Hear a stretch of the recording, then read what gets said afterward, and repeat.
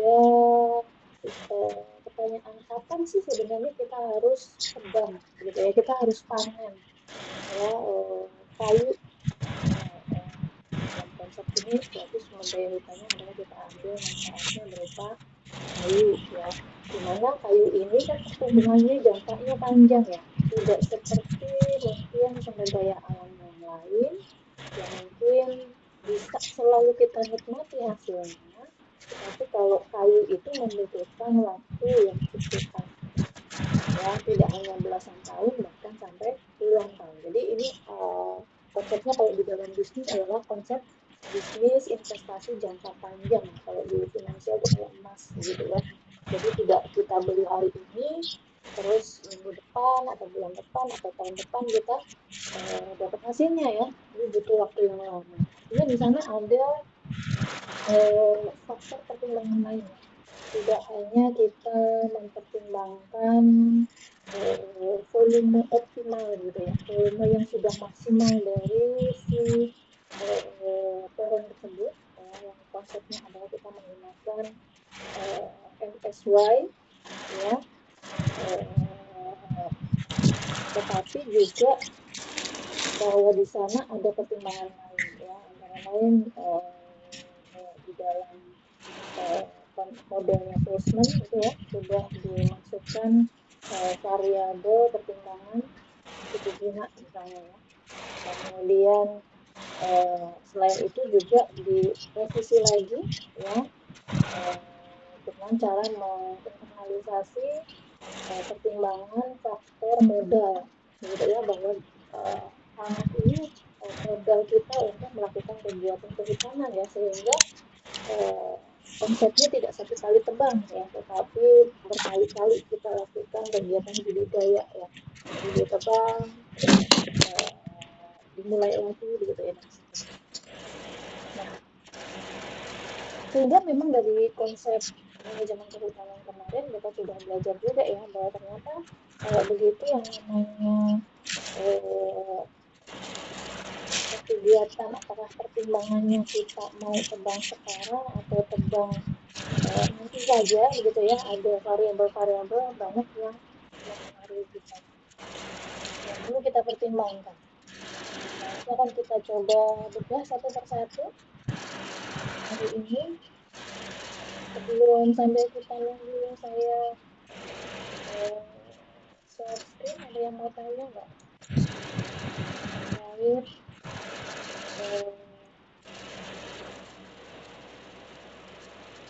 materi yang kemarin? Ada?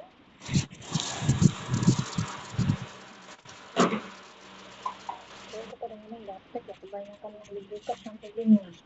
Jadi coba ini.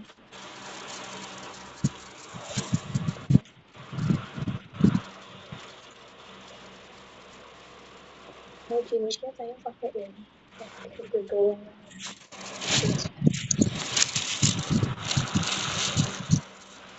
Oke. Nah, sekali lagi saya ingatkan kepada teman-teman, nanti di tengah-tengah mungkin ya akan saya share kode QR untuk esensi. Ya, jadi mohon di standby dan mencermati, memperhatikan.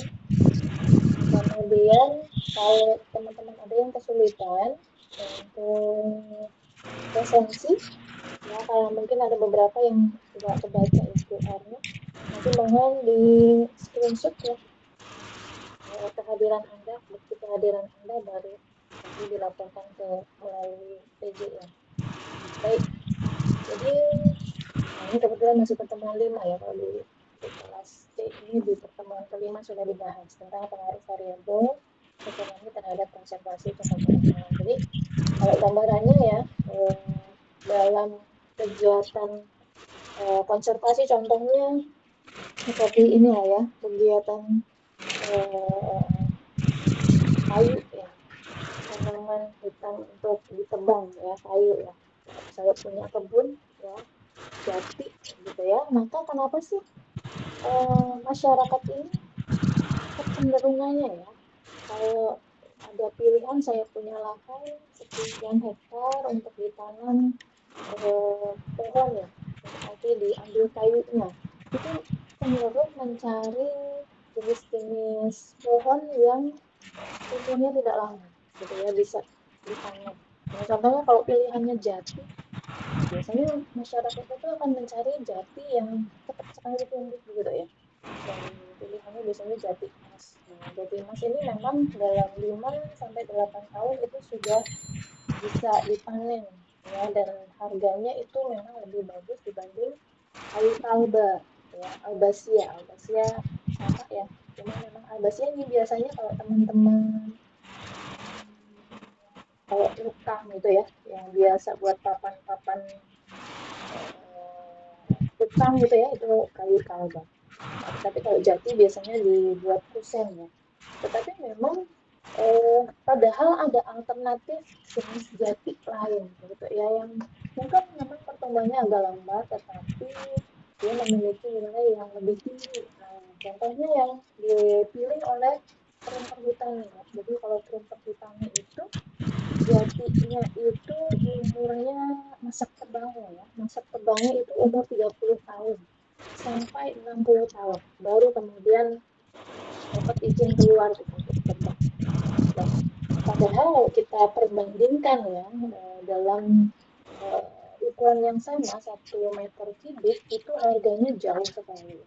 Jadi kalau kita lihat di sini tabel yang di sebelah kiri kanan bawah ini, ya untuk jenis kayu jatinya, nah ini grade-nya biasanya untuk perhutani, kayu jati perhutani itu grade-nya yang paling tinggi ya, dia di grade A dan grade B. Nah, ini harganya sekitar 15 juta sampai 25 juta per meter kubik untuk yang grade A. Nah, sedangkan jati kampung istilahnya ya, jati kampung itu sekitar 8 sampai 14 juta. Nah, jati emas, ya jati emas yang top jati ini sekitar 6 sampai 10 juta.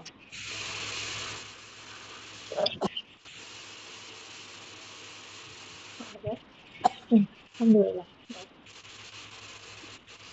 Oke, saya teruskan ya.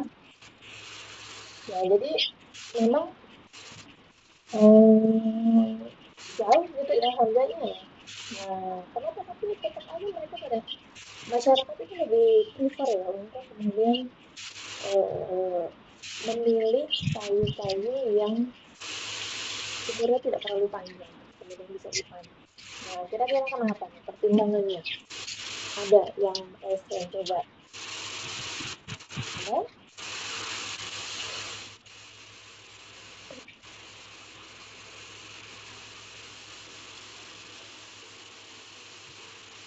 Ada, di sini ada banyak orang. Jumlahnya kenapa berkurang? Tinggal 67. Mas Guntur. Mas Guntur ada. Mas Guntur. Hadir, hadir Bu. Nah, menurut Mas Guntur kenapa nih? Masyarakat cenderung lebih suka pilih jenis kayu jati yang cepat dipanen.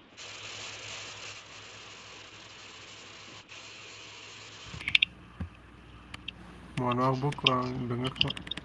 Oh, yang kedengaran. Enggak jaringannya Bu, bisa diulang Bu. Hmm, jadi kenapa masyarakat itu cenderung lebih suka memilih jati muda dibanding dengan kayu jati yang umurnya lebih lama, yang kualitas yang lebih bagus sebenarnya. Oh, Kira-kira untuk kenapa tuh?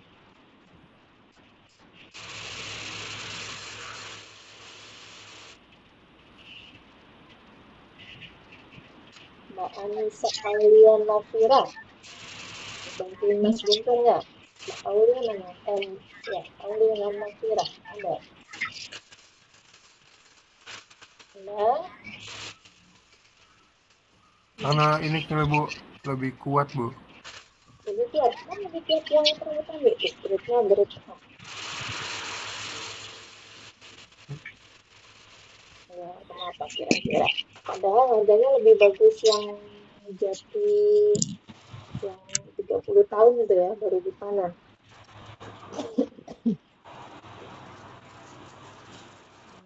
Mas Ari Suryana, ada Mas Ari Suryana? Ada. Nah, ini banyak orang tapi nyimak nggak nih? Mbak Maisarah ada. Ah, Mas Radha Ramadan ada. Silakan coba kalau menurut Mas Ari. Kalau menurut saya, Bu, Mm-mm. kenapa masyarakat cenderung lebih suka jenis kayu jati yang cepat dipanen tuh karena mungkin harganya cenderung lebih murah ya dibandingkan jati yang umur umur panennya tuh lebih dari 10 tahun, misalkan sampai 30 tahun atau itu. Terus kan karena umur panennya lebih muda, otomatis harganya juga cenderung lebih murah ya. Terus mungkin karena umur panennya pendek, jadi kemungkinan produksi kayunya tuh jadi lebih banyak yang memungkinkan harga kayu tuh jadi lebih cenderung lebih murah daripada yang panennya 30 tahun atau 10 tahun. Mm-mm. Mm-mm. Artinya kalau dikumulatifkan gitu ya. Jadi dia lebih sering dapat cash flow gitu kira-kira ya Mas Reza ya. Iya, Bu. Dibanding nanti kalau saya harus ini kan duit ya diinvestasiin ya. Nanti saya dapat keuntungan 30 tahun lagi. Lama banget gitu ya. Kelamaan ya. Nah, mungkin ada Mas Ilmi. Mas Ilmi, kalau pendapat Mas Ilmi gimana? Kira-kira kalau misalnya Mas Ilmi nih, bapaknya punya lahan 10 hektar nih di Lebak gitu. Mau ditanemin apa gitu. Kira-kira pertimbangannya apa? Mas Ilmi Lutfi, ada? Ada Bu. Hmm.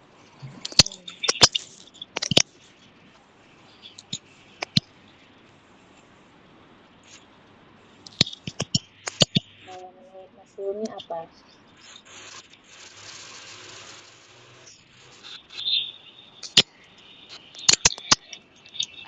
Bu, boleh bisa diulangi nggak Bu? Ini loh yang di slide ini loh. Mengapa petani lebih suka menjual kayu muda atau memilih jenis kayu muda untuk ditanam? Karena Karena ini dibanding lebih lebih cepat cairnya Bu daripada harus ya, nunggu 1 tahun ke depan. selain itu apa lagi? Ada lagi nggak? Eh, apa ya? Apa? Ya. Ada lagi? Ada. Selain Mas Ilmi ada yang mau resen nggak? Dicatat ini nama-namanya yang resen. Dan Ibu mau Ya, menambahkan, Anissa, silakan. mungkin kayu jati yang muda itu tuh lebih memiliki tekstur yang lebih lunak ya Bu dan mudah dibentuk sehingga eh, lebih mudah untuk dibuat menjadi berbagai produk Hmm, bentuk-bentuknya gitu. berarti preferensi pasar ya? Iya Bu, betul. Ya, betul. Jadi mungkin preferensi pasar boleh juga ya. Bisa jadi jenis permintaan gitu ya, permintaan pasar. Kemudian biasanya nanti kalau permintaannya banyak itu harganya mestinya bagus ya. Tapi kalau di sini kan memang terkait dengan kualitas jati emas atau jati rakyat itu emang biasanya lebih lunak begitu ya. Tetapi memang harganya lebih murah. Baik.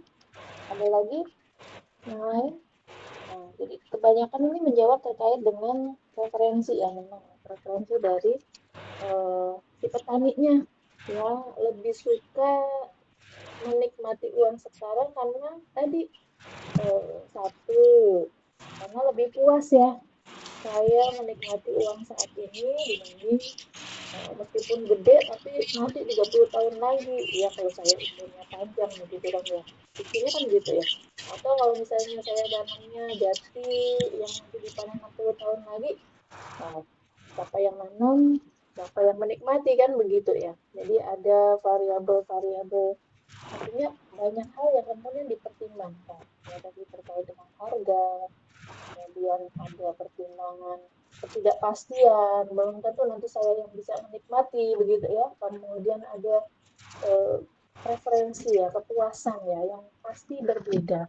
Meskipun katakanlah tadi ya, mungkin kalau dikumulatifkan selama 60 tahun, itu dengan harga yang mungkin hasilnya sama ya, tetapi yang satu lagi alternatifnya adalah dengan jati yang umurnya pendek tapi itu berapa kali begitu ya. Artinya ada tingkat kepuasan yang lebih tinggi untuk menikmati sejumlah uang yang sama gitu ya, tapi terdistribusi pada waktu-waktu yang lebih pendek-pendek begitu ya. Nah, itulah yang disebut dengan variabel-variabel lain ya, yang kemudian dipertimbangkan dalam perilaku si pengelola sumber daya. Apakah mau melakukan kegiatan konservasi, ya artinya lebih menyimpan begitu ya, menahan kegiatan eksploitasinya, atau cenderung malah berpikiran jangka pendek untuk memperoleh keuntungan dalam jangka yang lebih pendek.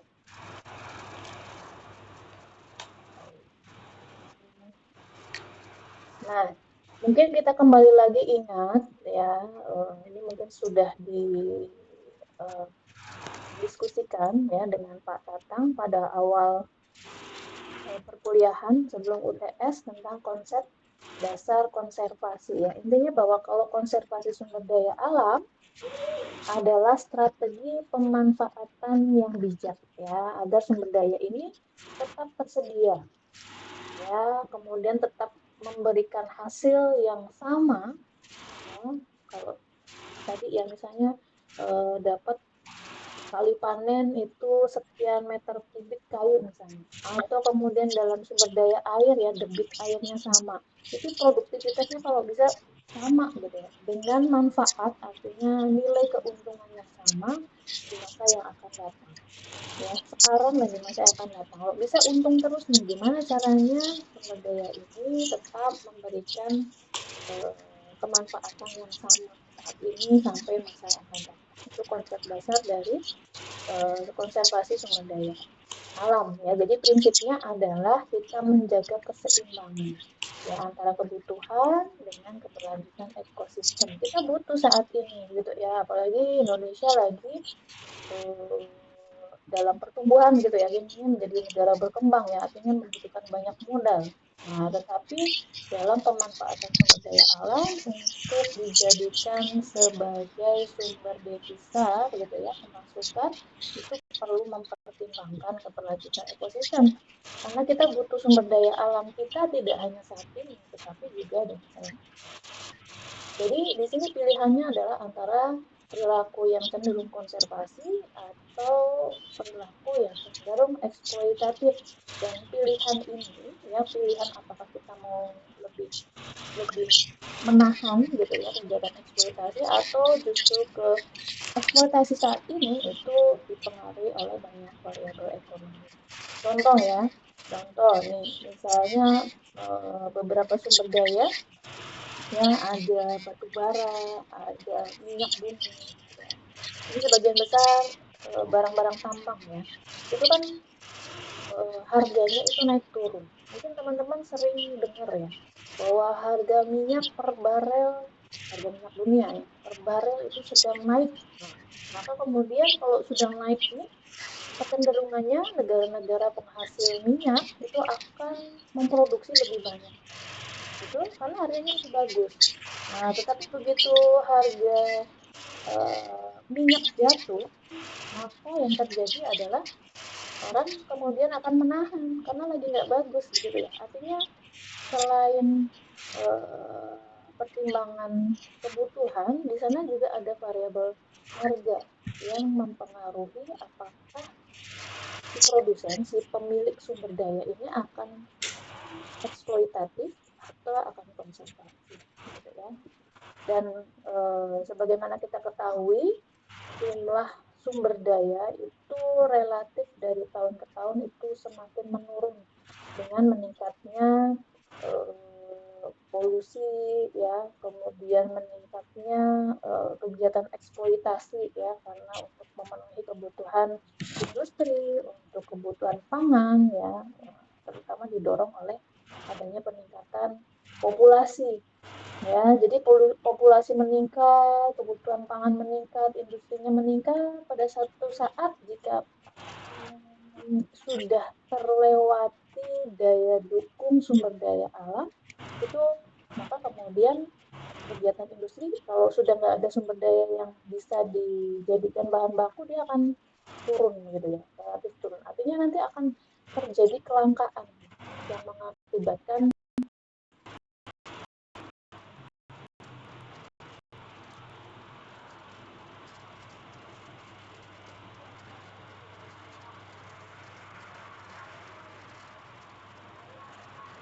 dukungan populasinya akan turun. Ya, artinya akan terjadi kelangkaan pada suatu saat seiring dengan peningkatan jumlah permintaan.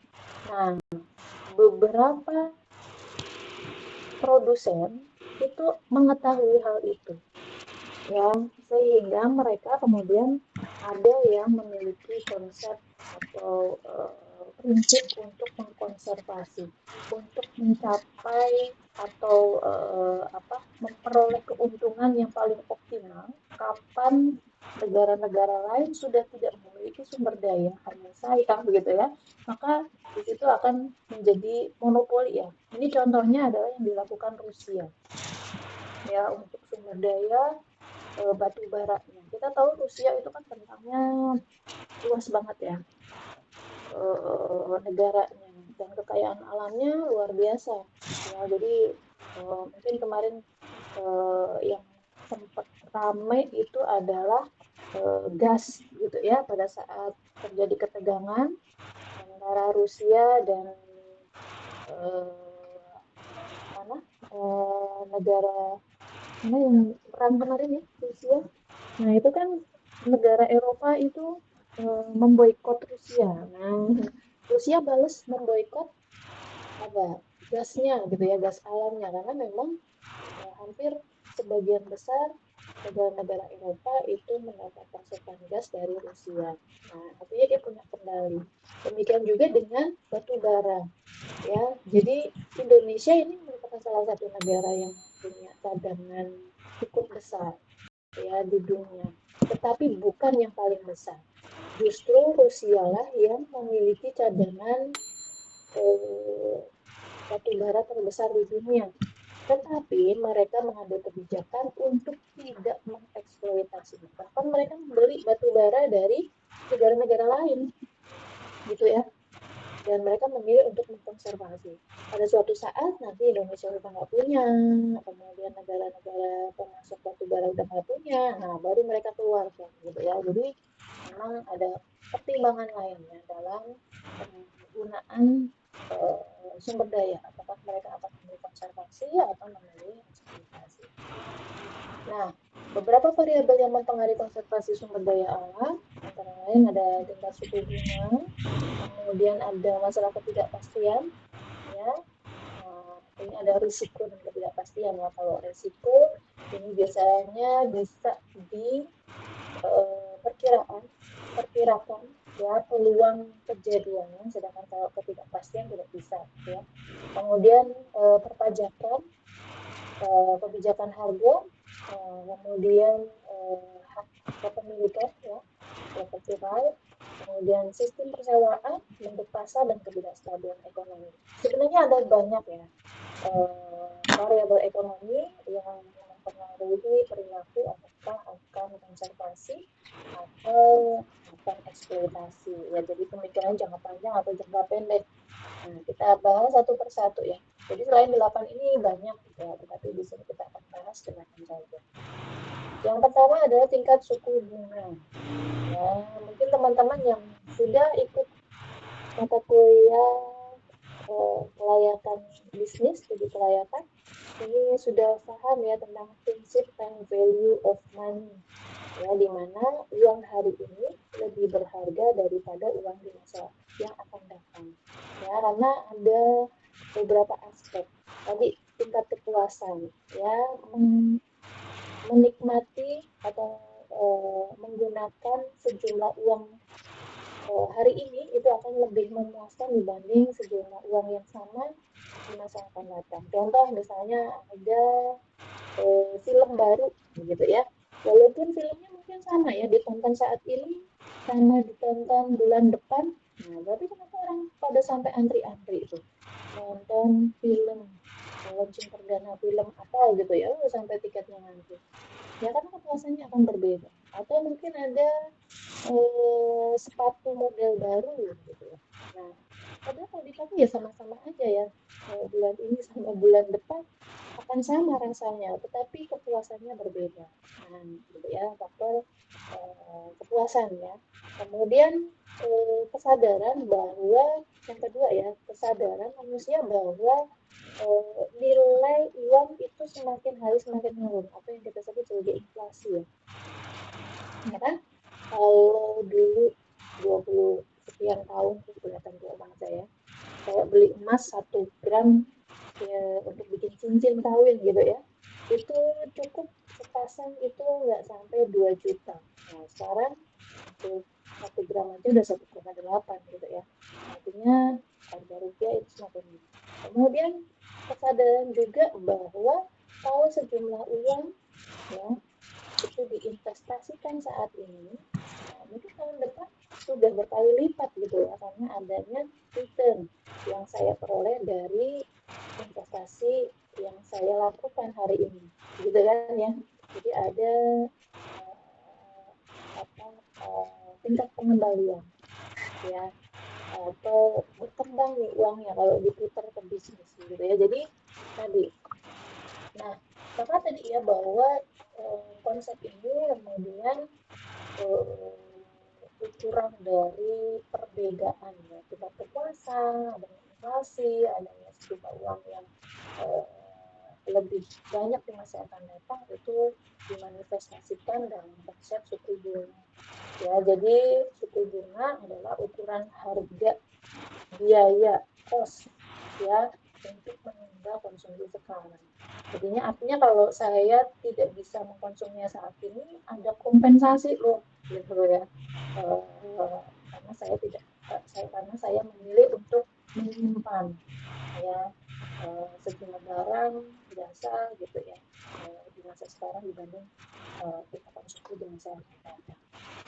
Nah, maka kecenderungannya dalam tingkat suku bunga, jika tingkat suku bunga tinggi, maka nilai uang di masa yang akan datang dianggap jauh lebih kecil dibanding dengan sekarang.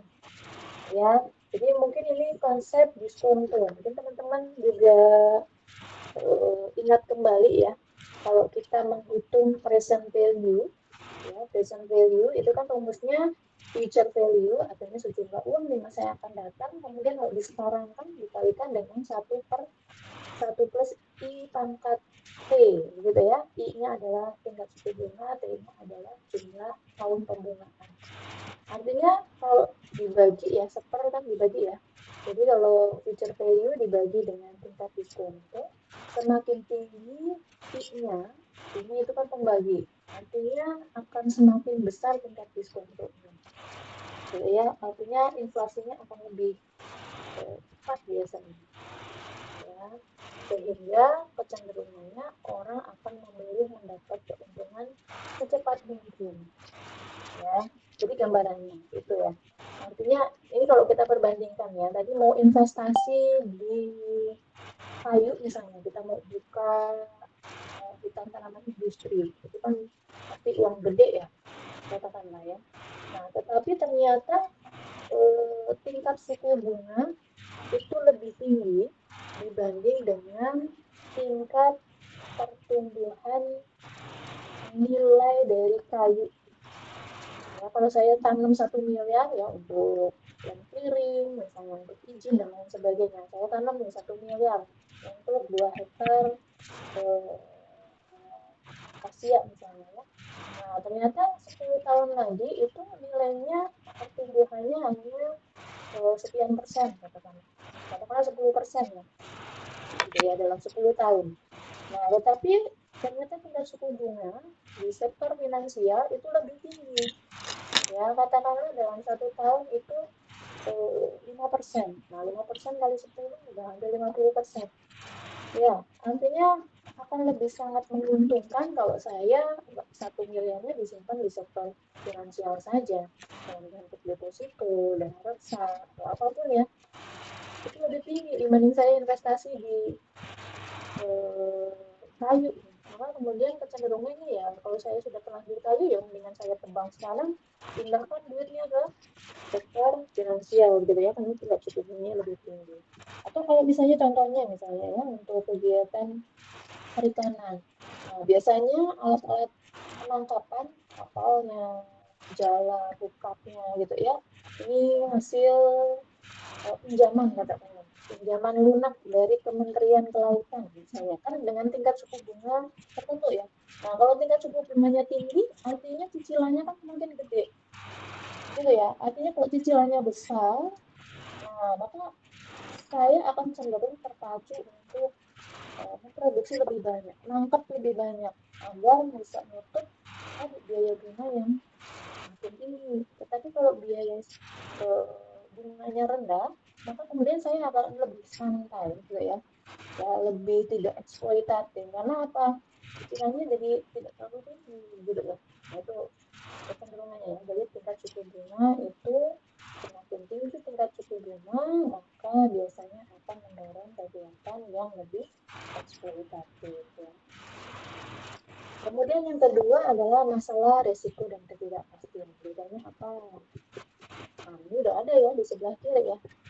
Kalau ketidakpastian itu tidak bisa dipastikan ya kejadiannya, sedangkan kalau resiko probabilitasnya atau peluangnya itu bisa diperhitungkan. Ini biasanya terkait dengan perilaku kejadian tersebut ya.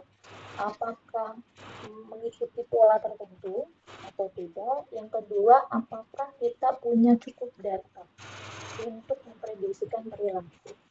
Ya, contoh misalnya hujan. Nah, hujan ini kan datanya BMKG udah nyatet per hari bahkan ya per jam.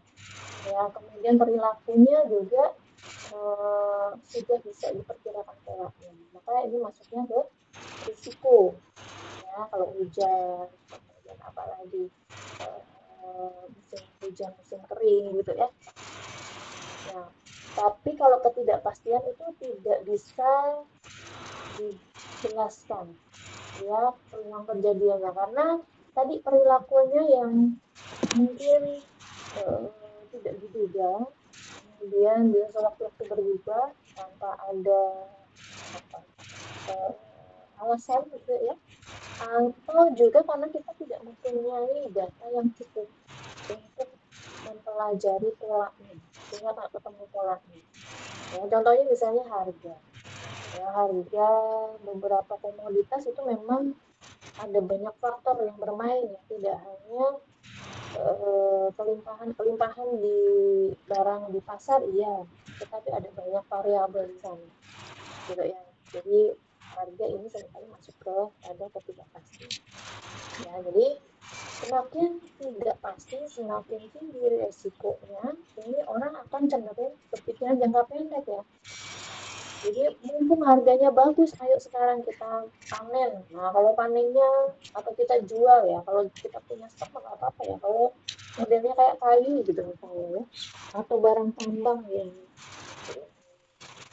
tidak renewable. Artinya kalau sekali udah dieksekusi, ya berarti sudah keberadaannya itu sudah nggak ada gitu di lapang gitu. Ya, jadi orang cenderung memilih hasil jangka pendek ya dengan ketidakpastian yang tinggi.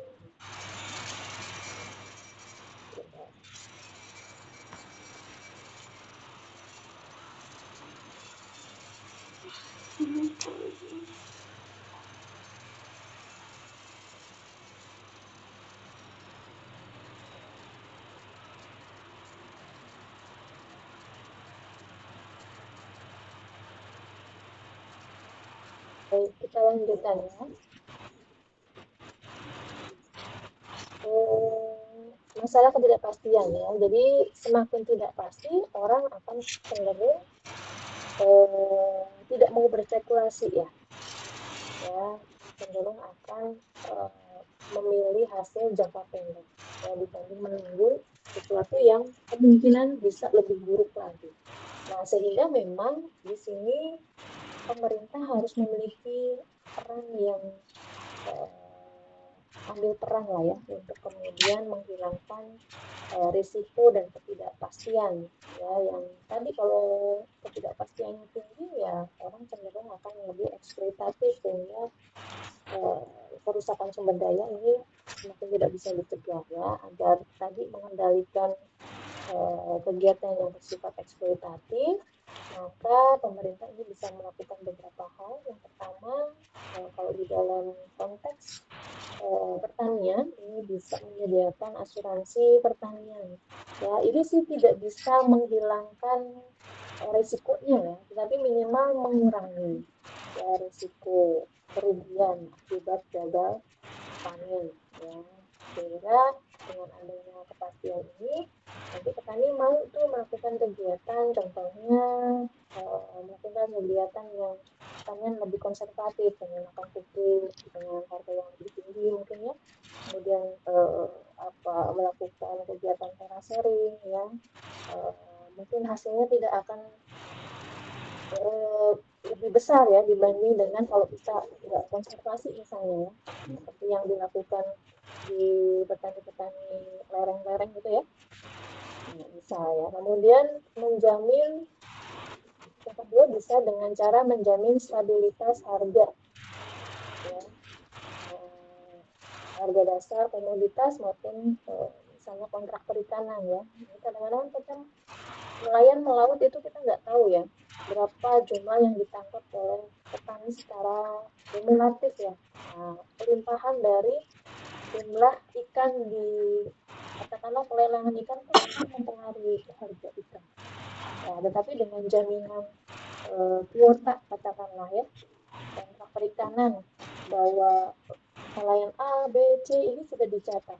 Katakanlah satu nelayan itu kuotanya adalah 20 dengan harga untuk 20 kilo adalah sekian gitu ya. Nah, ini maka nanti nelayan tidak akan bersikap eksploitatif ya. Cukup gitu ya 20 dengan 20 cukup, karena nanti yang selanjutnya harganya pasti akan lebih rendah. Kemudian yang ketiga bisa dengan memberikan kepastian hukum hak lahan. Nah, ini biasanya terkait dengan pengelolaan lahan ya. Yang kalau misalnya kontrak sewanya atau mungkin misalnya antara perhutani dengan petani yang memiliki hak pengelolaan lahan ya, misalnya bisa nanam kopi di antara pohon-pohon, tapi katakanlah itu tidak ada legalitasnya misalnya. Nah, itu biasanya petani akan cenderung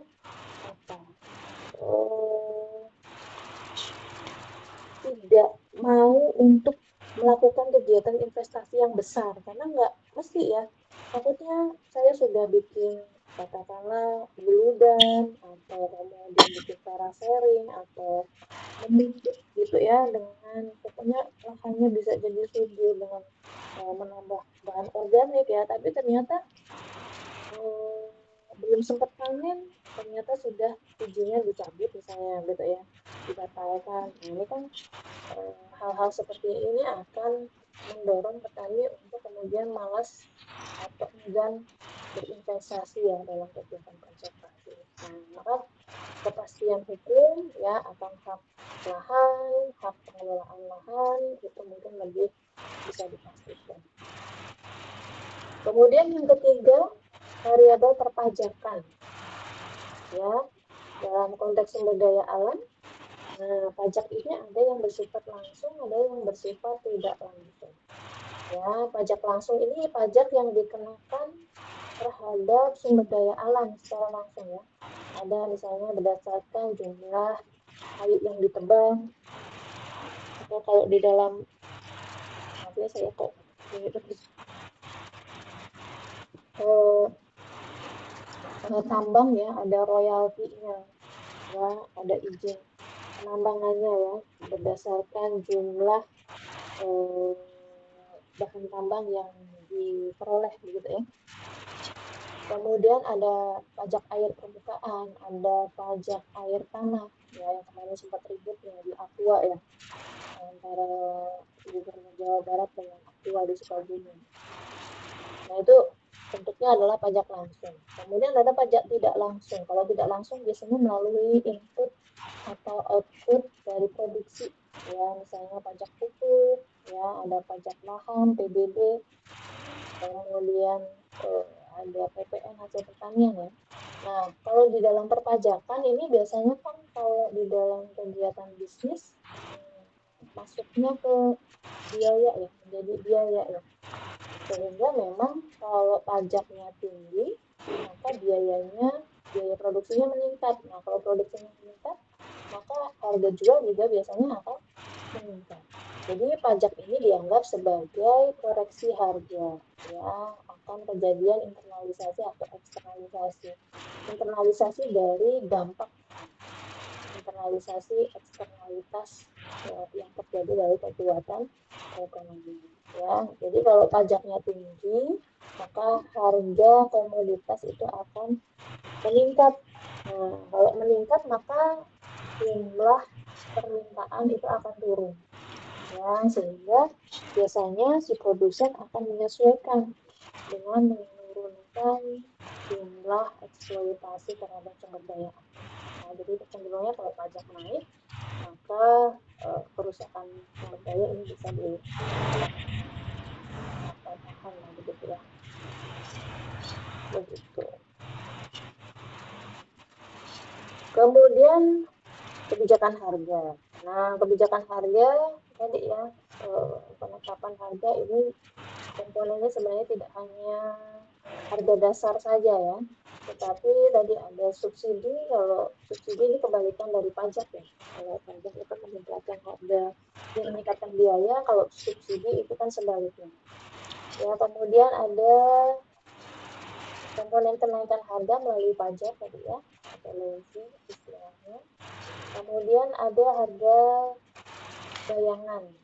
Nah, harga bayangan ini adalah biasanya kita gunakan dalam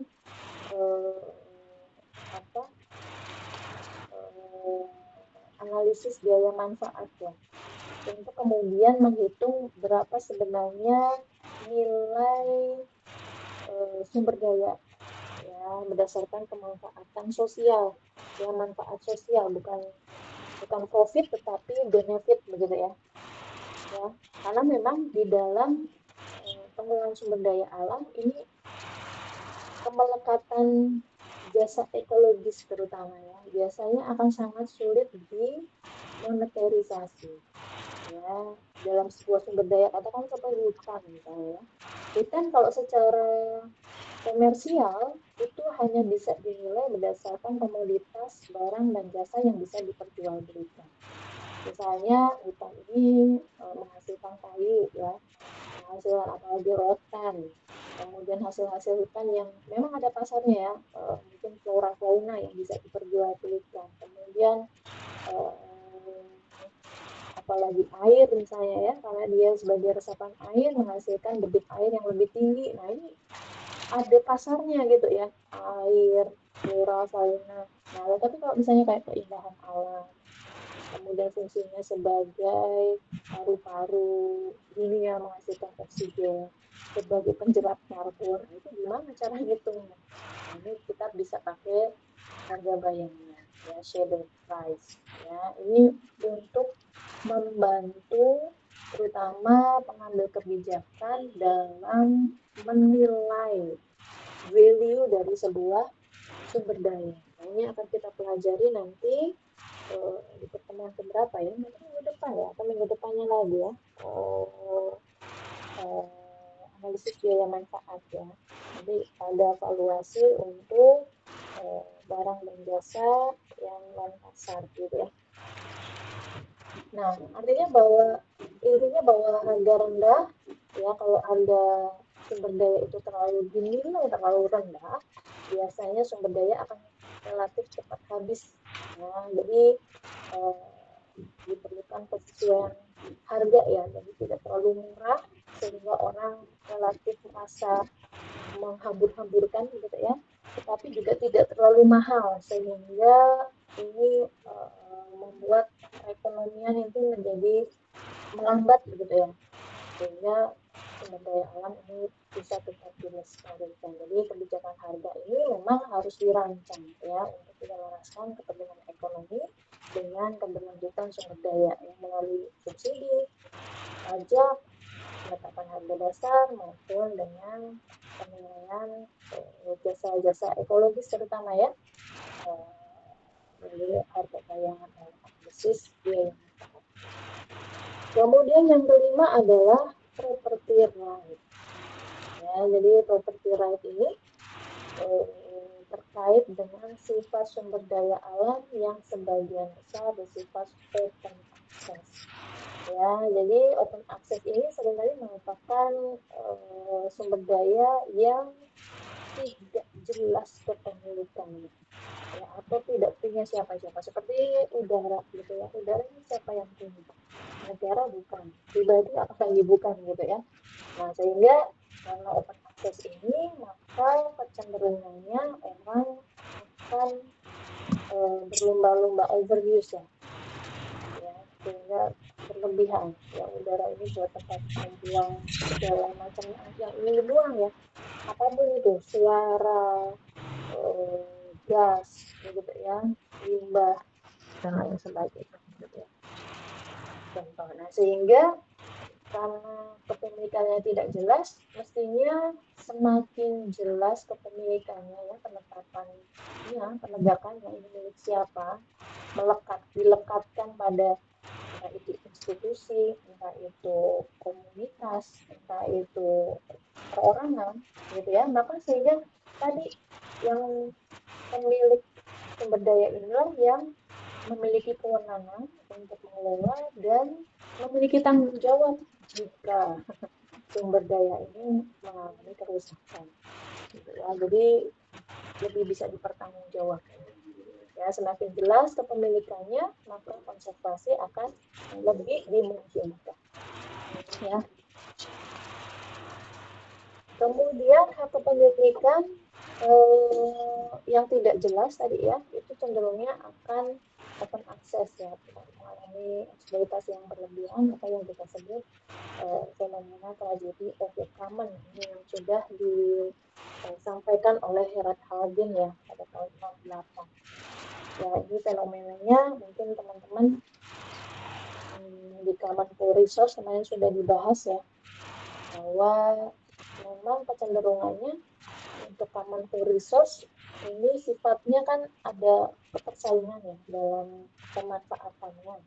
Nah, tetapi kita tidak bisa cegah orang lain untuk menggunakan. Artinya kita rebutan nih, siapa cepat dia yang dapat. Nah, contohnya seperti ikan di perairan terbuka, entah itu di sungai, di danau, di laut gitu ya. Nah, khususnya untuk Common Pool Resource itu adalah sifatnya open access, tapi bersaing.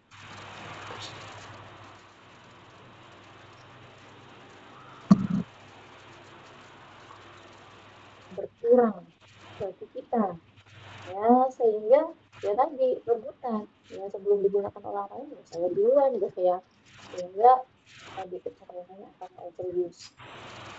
Kemudian sehingga memang penguatan hak kepemilikan ya, kalau dari open access mungkin bisa ditetapkan sebagai kawasan pemerintah atau milik negara ya, hak negara gitu ya. Tapi kalau di seluruh Indonesia nih, bumi, air, dan seluruh kekayaan sumber daya alam dikuasai negara, artinya milik negara ya, untuk digunakan sebesar-besarnya kemampuan.